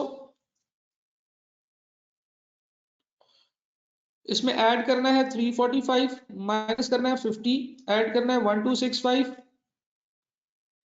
फिर इसमें ऐड करना है 97 और फिर इसमें ऐड करना है 430, तो हम पहुंचेंगे 4587 पे।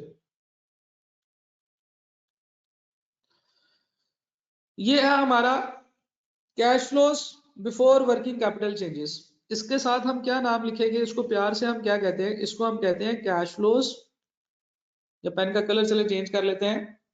ये है हमारी cash flows before working capital changes. अब हम इसमें वर्किंग कैपिटल के चेंजेस ऐड करेंगे। अब वर्किंग कैपिटल में हमारे पास क्या क्या आइटम्स हैं जिनके हमने टी अकाउंट्स नहीं बनाए हैं। इन्वेंट्री है जी 7450, क्लोजिंग है 5000, ओपनिंग है, तो 2450 का इंक्रीज हुआ है। इन्वेंट्री का इंक्रीज जो है वो हमारे लिए नेगेटिव कंसिडर किया जाता है, तो हम लोग इन्वेंट्री का इंक्रीज लिखेंगे 2450 माइनस में, ठीक है जी। ये हमारे पास होगा 7450 क्लोजिंग माइनस ओपनिंग जो है वो है जी 5000 का। रिसीवेबल्स की अगर हम बात करें तो हमारे पास ग्रॉस रिसीवेबल्स जो हैं वो अब हम लोगों ने निकालने हैं। हमने ग्रॉस रिसीवेबल्स निकालने हैं, तो इन दोनों के ग्रॉस रिसीवेबल्स का आपस में डिस्टेंस निकालना है। ट्रेड रिसीवेबल्स क्लोजिंग ग्रॉस जो है वो बनेंगे 3588 डिवाइडेड बाय 0.08। 3588 डिवाइडेड बाय 0.08 ये आपके क्लोजिंग डेटर्स हैं, ग्रॉस डेटर्स। और ओपनिंग जो है 4085 डिवाइडेड बाय 0.05 जो कि हमारा पिछले साल के डेटर्स की फिगर है। सॉरी, हमने ग्रॉस करना है तो 1 माइनस इसकी जो प्रोविजन है वो करेंगे, ये बनेगा जी 0.92 और ये बनेगा 0.95। हमने इनको डिवाइड करना है तो हमारे पास ग्रॉस अमाउंट आ जाएगी। ठीक हो गया जी, ये हमारा रिसीवेबल हो गया। तो इन दोनों का जो डिफरेंस निकालेंगे हम लोग निकालेंगे ऐसे 3588 डिवाइडेड बाय 0.92, तो ये हमारे पास बनेगा 3900। और दूसरा हमारे पास क्या बनेगा जी 4085 डिवाइडेड बाय 0.95, तो हमारे पास पहला क्या बन रहा था 3900, हम लोग कहते हैं कि 3900 माइनस दूसरा बन रहा था हमारे पास 4300, तो हमारे पास ये डिक्रीज आ रहा है प्रोविजन के अंदर। तो प्रोविजन के अंदर जो डिक्रीज होता है, ये रिसीवेबल्स के अंदर जो डिक्रीज होता है, ये हम ऐड करते हैं 400, या हम ऐड कर देंगे क्योंकि हमारे पास इनवर्स रिलेशनशिप है। इंक्रीज है तो ऐड करेंगे, डिक्रीज है तो हम लोग उसको माइनस करेंगे। ठीक है जी। अच्छा जी, ये जो एडवांस टैक्स का अकाउंट है ये आपके लिए यहाँ पे नहीं है, हमने टैक्स पेबल और टैक्स के अकाउंट्स के साथ इसको एडजस्ट करना होगा। तो एडवांस टैक्स के चेंजेस इन वर्किंग कैपिटल यहाँ पे दिखाने की बजाय हम ये एडवांस टैक्स का अकाउंट और ये टैक्स पेबल का अकाउंट और टैक्स फॉर द ईयर का एक्सपेंस वगैरह वो सारे एक अकाउंट में इकट्ठे करेंगे और फिर उनको एडजस्ट करेंगे। तो ये दोनों हमारे वर्किंग कैपिटल चेंजेस में नहीं आएंगे, ये टैक्स से रिलेटेड है।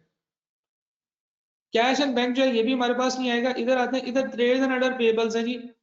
अब ये सिर्फ ट्रेड एंड अदर पेबल्स की अमाउंट जो है ये हमारे लिए वर्किंग कैपिटल में रह गई है, इसकी एडजस्टमेंट करनी है। ट्रेड एंड अदर पेबल्स देखें अगर 1485 है, इंक्रीज हो रहे हैं 1485 है करंट ईयर के और पिछले साल के हैं 935, तो इंक्रीज हो रहा है जी 550 का। ठीक है जी, 550 का ट्रेड एंड अदर पेबल है। इस ट्रेड एंड अदर पेबल में एक चीज याद रखिएगा, इस ट्रेड एंड अदर पेबल्स में आपके पेबल्स रिलेटिंग टू एसेट शामिल है जो addition in capital work in progress हुई है। ठीक है जी, तो आपकी इसमें addition in capital work in progress भी आपने शामिल करनी है। तो basically trade and other payables के अंदर एक चीज आपने और शामिल करनी है, ट्रेड एंड अदर पेबल्स का distance. Trade and other payables में एक तो आपके पास इंक्रीज आ रहा है जी 1485 माइनस 935 का, तो 1485 माइनस 935 आपका बनता है जी 550। इसके अंदर आपके पेबल शामिल हैं relating to additions in CWIP, sorry addition to CWIP नहीं, इन्वेस्टमेंट प्रॉपर्टी का 125, ये पेबल्स में शामिल है। तो ये पेबल्स आपको इसमें से माइनस करना होगा क्योंकि ये आपने अलग करके दिखाना है, ये कैश फ्लो नहीं हुआ ना अभी।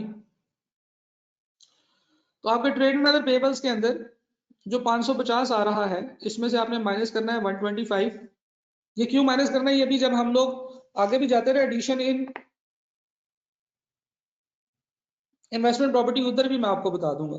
तो 550 माइनस 125 ये बनता है जी 425, तो ये इंक्रीज है 425 का, ये आपने ऐड कर दिया ट्रेड एंड अदर पेबल्स। तो ये हमारे पास सारे के सारे वर्किंग कैपिटल चेंजेस भी आ गए हैं। तो हम लोग ट्रेड एंड अदर पेबल्स का वर्किंग कैपिटल चेंज भी काट देते हैं। अब हमारे पास सिर्फ टैक्स के दो अकाउंट्स रह गए हैं, कैश एंड बैंक बैलेंस रह गया है और लॉन्ग टर्म लोन्स रह गए। और इधर हम लोग जो है वो अपनी cash flows from operating activities जो है इसको कंप्लीट करने की पोजीशन में आ गए। अब cash flow from operating activities के बाद हम लोग इनको वर्किंग कैपिटल चेंजेस को ऐड करके हम लोग कैलकुलेट करते हैं cash generated from operations. Cash generated from operations होंगे 4587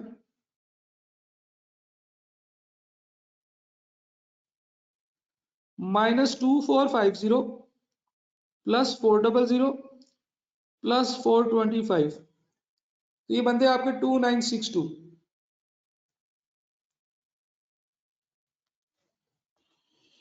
अच्छा जी, फिर इसमें से हम माइनस करते होते हैं टैक्स पेड और इंटरेस्ट पेड। तो इंटरेस्ट पेड के वाले से तो उसने कहा है कि वो यहाँ पे क्लासिफाई नहीं करना, वो आपने कहीं और क्लासिफाई करना है। तो हम सिर्फ टैक्स पेड की कैलकुलेशन कर लेते हैं। टैक्स के हमारे पास है दो अकाउंट्स है ना।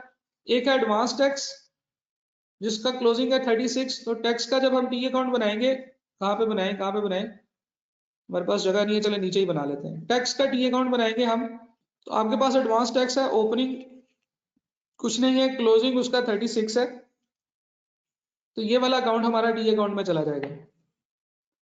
टैक्स पेएबल का ओपनिंग है 235 और क्लोजिंग 0 है।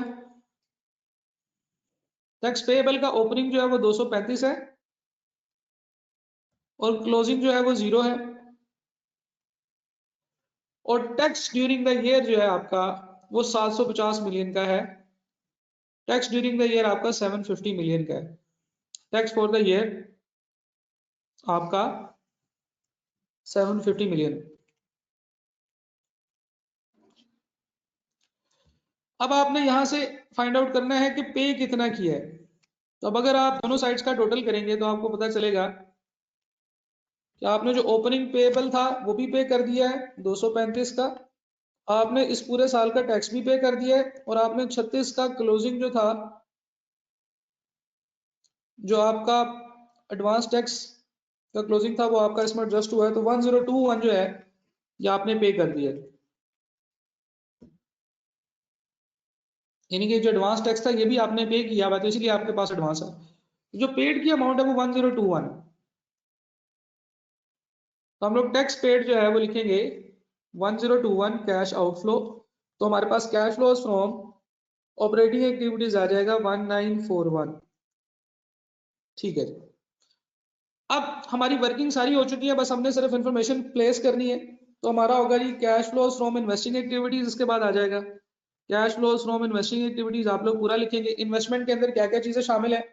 इन्वेस्टमेंट के अंदर आपने property plant and equipment purchase किया है, purchase of property plant and equipment, और आपने एक सेल किया है, sale of property plant and equipment, और आपने एक इन्वेस्टमेंट प्रॉपर्टी परचेज की, परचेज ऑफ इन्वेस्टमेंट प्रॉपर्टी। ठीक है जी, ये तीन चीजें आपने की। प्रॉपर्टी प्लांट एंड इक्विपमेंट का जो परचेज है वो आपका प्रॉपर्टी प्लांट एंड इक्विपमेंट के अकाउंट से हमने निकाला था, अगर आपको याद हो तो वो क्या था जी, प्रॉपर्टी प्लांट एंड इक्विपमेंट का परचेज तो ये था जी 600 का। न्यू एसेट जो आपके पास आया है 600 का आया है। ठीक है जी, लेकिन ये आपने क्या किया है, ये आपने सारा का सारा कैश से नहीं दिया, इसकी जगह आपने एसेट भी दिया है। तो बेसिकली जो न्यू एसेट आपका कैश आया है वो ये 200 का आया है। तो हम लोग परचेज ऑफ न्यू एसेट के अंदर लिखेंगे 200, और ये हमने क्योंकि पेमेंट किया है तो आपका माइनस में जाएगा। प्रॉपर्टी प्लांट एंड इक्विपमेंट आपने एक सेल किया है, डिस्पोज किया है, उसकी तो यहाँ पे कोई वर्किंग नहीं होगी। इन्वेस्टमेंट प्रॉपर्टी जो है ये आपने परचेज किया है। इन्वेस्टमेंट प्रॉपर्टी जो आपने परचेज किया है, आपने टोटल इन्वेस्टमेंट प्रॉपर्टी 300 की परचेज की है, लेकिन यहाँ पे आपने सिर्फ 175 लिखना है क्योंकि 300 में से 125 आपको माइनस करना पड़ेगा।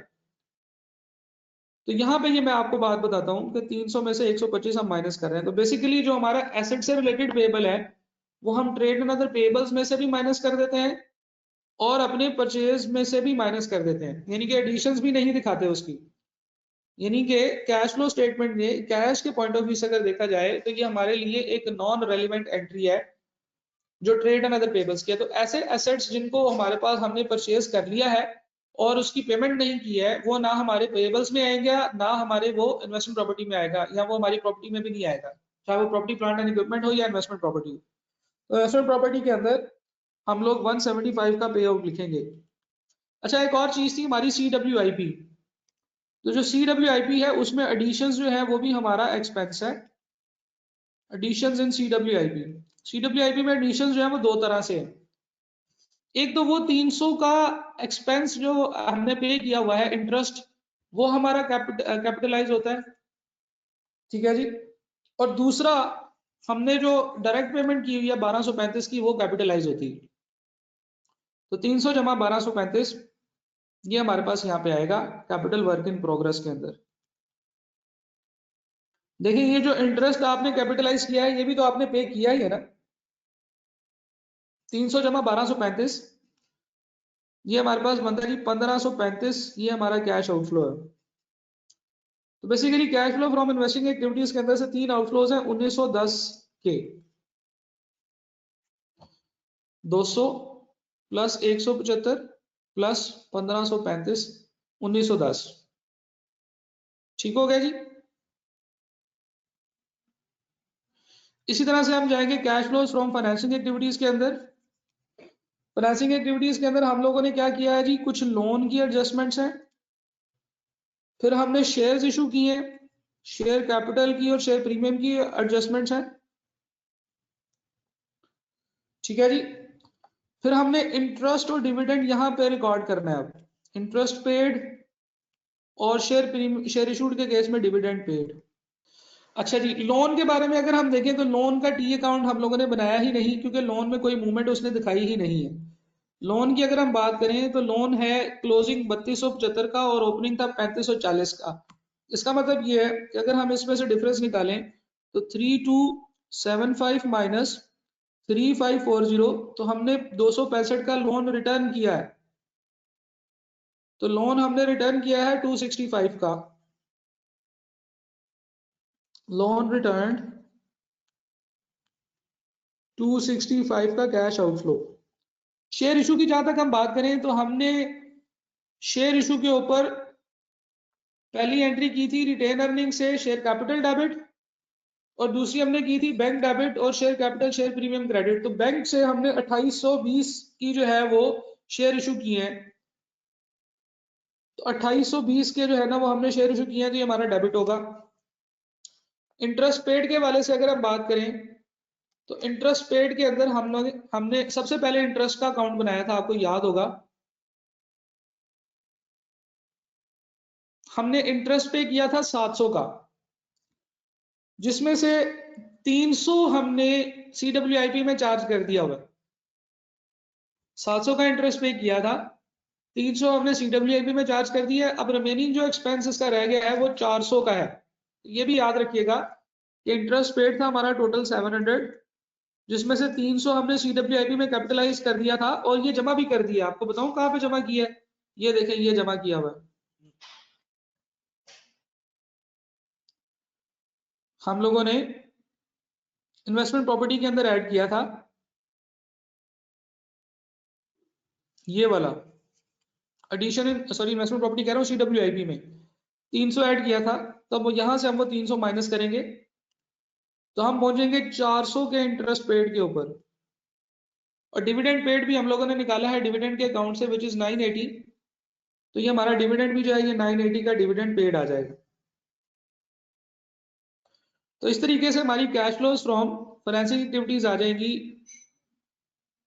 2820 माइनस 265 माइनस 400 माइनस 980, बोले तो 1175 पॉजिटिव। अब अगर हम लोग अपने नेट कैश फ्लोज कैलकुलेट करने की कोशिश करें तो ये हम अपने तीनों को जमा करेंगे। Cash flows from operating activities हमारा आ रहा है, cash flows from operating activities हमारे पास आ रहा है 1914 पॉजिटिव 1914। कैश फ्लोज फ्रॉम हमारे इन्वेस्टिंग एक्टिविटीज आ रहा है 1910, माइनस में है 1910 और प्लस करेंगे हम 1175।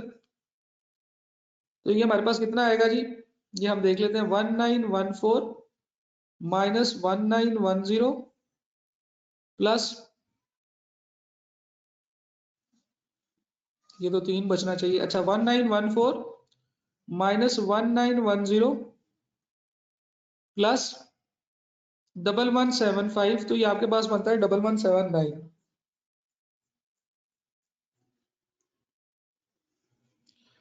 1179, इसमें हम ऐड करेंगे opening cash and cash equivalent, वो हमारे पास फाइनेंशियल स्टेटमेंट में कितनी दी हुई है 1010 की, तो 2216 आना चाहिए 1010 की। ठीक है, कहीं पे हमने टोटल में गलती की है 1914। अच्छा, add opening cash and cash equivalent, तो ये हमारे पास बनता है जी 1010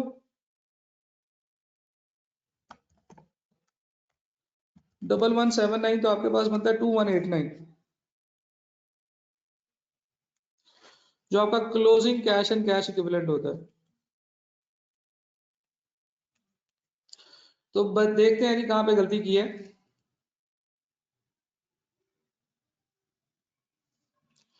cash flows from operating activities जो है वो 1941 है। हाँ जी, ये 1941 है, तो हमारे पास ये फर्क होगा जी 1941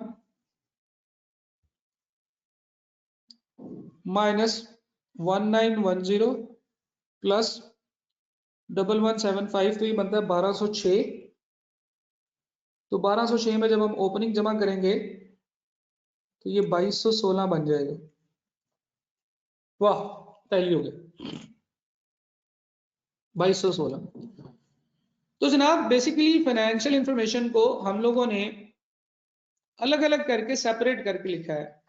जब तक आप कैश फ्लो स्टेटमेंट के अंदर से सारी की सारी इंफॉर्मेशन जो क्वेश्चन के अंदर दी गई है, जो बैलेंस शीट के अंदर दी गई है, उसको सीधा सीधा कैश फ्लो में पुट नहीं करेंगे, उस वक्त तक आपका आंसर जो है वो मैच नहीं करेगा।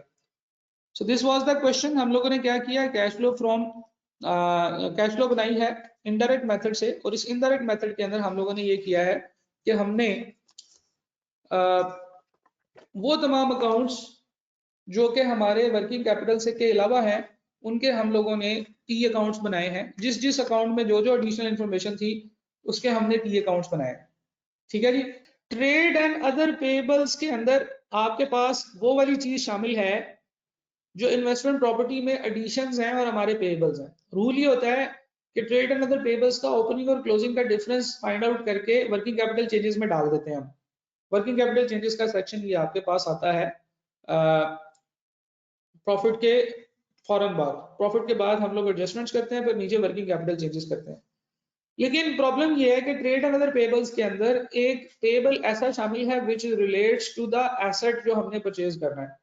तो हम लोग अपने एसेट के अंदर इसकी एसेट की वैल्यू से भी वो 125 माइनस कर देते हैं, और फिर ट्रेड एंड अदर पेबल के अंदर से भी वो 125 माइनस कर देते हैं, ताकि हमारे ट्रेड एंड अदर पेबल्स में वो वाली अमाउंट्स आए जो बेसिकली हमने एक्चुअली पे की हैं। देखिए, ट्रेड एंड अदर पेबल्स का ओपनिंग और क्लोजिंग का डिफरेंस लेकर हम वर्किंग कैपिटल चेंजेस में ऐड इसलिए करते हैं कि हमारी असम्पशंस ये होती हैं कि ये हमारे प्रॉफिट से रिलेटेड है। ट्रेड एंड अदर पेबल्स में वो सारे पेबल्स आते हैं जो प्रॉफिट से रिलेट कर रहे होते हैं। ट्रेड एंड अदर पेबल्स में क्या आता है, आपने परचेजेस किए हैं तो आपके पेबल्स आएंगे। परचेज आपने किस लिए किया, क्योंकि आपने एक्टिविटी करनी है जिससे आपका प्रॉफिट निकलेगा। ट्रेड एंड अदर पेबल्स में आपकी सैलरीज आती हैं जो आपने पे करनी है। वो सैलरीज आप क्यों पे करते हैं, क्योंकि आपने प्रॉफिट कमाना होता है। रेंट्स आते हैं आपके पेबल्स में, उसके अलावा आपके यूटिलिटीज आती हैं। तो ये सारी चीजें क्यों होती हैं, क्योंकि आपने प्रॉफिट कमाना होता है। लेकिन इन ये सारे के सारे पेबल्स आपके प्रॉफिट से रिलेट कर रहे हैं। आप देखेंगे ट्रेड एंड अदर पेबल्स इस वक्त हम यूज कहाँ पे कर रहे हैं। ट्रेड एंड अदर पेबल्स इस वक्त हम प्रॉफिट में से माइनस कर रहे हैं चीजों को, ताकि हम लोग अपने करेक्ट कैश फ्लो तक पहुंच जाए। तो ट्रेड एंड अदर पेबल्स के अंदर से इम्प्योरिटीज माइनस कर रहे हैं हम।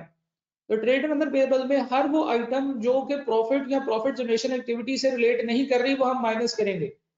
और ट्रेड एंड अदर पेबल में एक आइटम है 125 मिलियन की जो हमने पे करनी है, लेकिन वो हमारी प्रॉफिट जनरेशन एक्टिविटी के लिए नहीं है, वो हमारे एक इन्वेस्टमेंट प्रॉपर्टी के लिए है। तो रूल्स ऑफ स्टैंडर्ड ये कहते हैं कि भाई वो प्रॉफिट जनरेशन एक्टिविटी के लिए नहीं है, इसलिए उसको वहां से माइनस कर दें। तो इसलिए ये 125 हम उसमें से माइनस करते हैं। अक्रूड रेंट जो होता है वो आपका एक्सपेंस होता है, वो आपने वर्किंग कैपिटल चेंजेस में लिखना है। अगर उसमें कोई रेंट की अमाउंट होगी ना, अगर उसने रेंट की एक्सपेंस अलग से बताया होगा कि यार ये इतना हमारा रेंट एक्सपेंस है, तो फिर आपने उसका टी अकाउंट बनाना है, वहां से रेंट पेड निकालना है, ठीक है। अगर वो हमें सिंपल ये बता दे कि भाई अक्रूड ओपनिंग और क्लोजिंग और रेंट एक्सपेंस अलग से ना बताया गया हो, तो फिर हम उसको वर्किंग कैपिटल चेंजेस में डाल देंगे, ठीक है जी। तो दो क्वेश्चंस मैंने आप लोगों के साथ पहले शेयर करवाए हैं। दो क्वेश्चंस कौन कौन से हैं जी? वो हैं आपके टेक्सला लिमिटेड का और क्विकन्स लिमिटेड का क्वेश्चन, आटम 22 और आटम 24, आटम 20 और आटम 22 का सवाल है। ये डॉल्फिन लिमिटेड का क्वेश्चन दिखने में लग रहा है आटम 23 का सवाल है, आटम 23 का सवाल होगा ये। आज आप लोगों ने ये सवाल जो है ये जरूर करना है प्रैक्टिस जी, ठीक है जी। चलें जी, मैं कंक्लूड कर रहा हूँ फिर सेशन को। बहुत शुक्रिया, thank you for joining, Allah Hafiz.